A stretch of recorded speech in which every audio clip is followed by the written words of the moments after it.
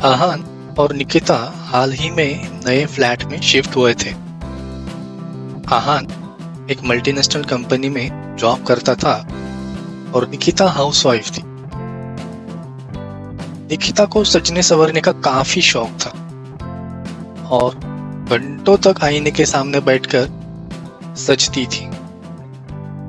उसकी इस आदत से आहान काफी परेशान रहता। फ्लैट शिफ्टिंग के दौरान उनके घर का बड़ा मिरर टूट गया था और इसके चलते निकिता काफी चिड़चिड़ी हो गई थी क्योंकि उसके सजने संवरने के शौक में बड़ी बाधा आ गई थी।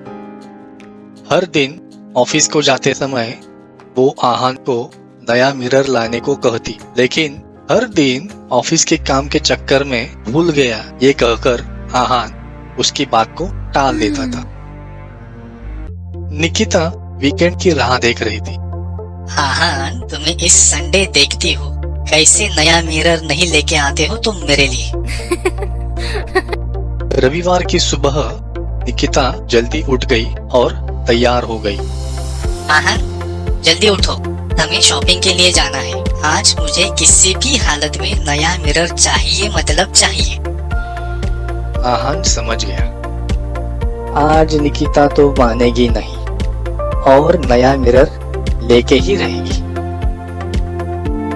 सुबह ब्रेकफास्ट करने के बाद दोनों शॉपिंग के लिए निकले।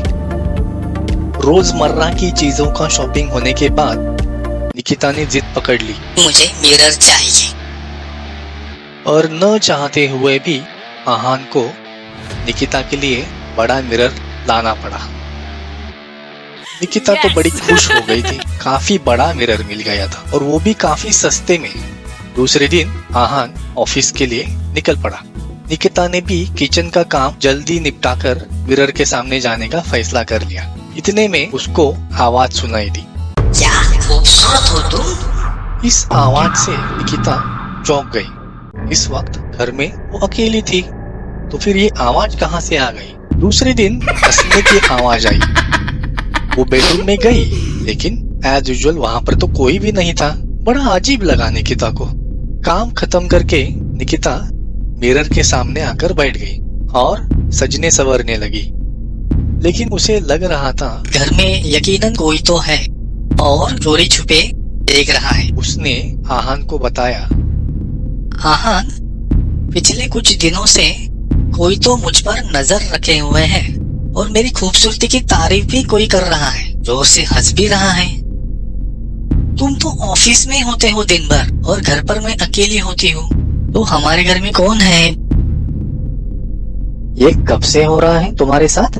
जब से हम नया मिरर लेके आए हैं। कुछ देर शांत रहकर आहान जोर से हंसते हुए बोला, निकिता, तुम तो हर वक्त मिरर के सामने ही बैठी रहती हो, तो तुम्हें ऐसे आभास होते ही रहेंगे।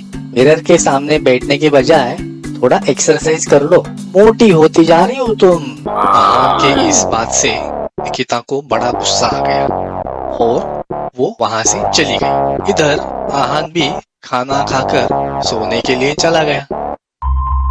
निकिता को नींद नहीं आ रही थी और फिर से वो मिरर के सामने जाकर बैठ गई और मेकअप करने लगी।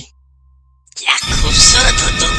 तुम्हारे पति को तो तुम्हारी कदर ही नहीं है। ये कौन बोल रहा है। अरे मैं बोल रही हूँ। खुद के प्रतिबिंब को बात करते देख निकिता तो शॉक हो गई। निकिता, मुझे तुम्हारी खूबसूरती चाहिए।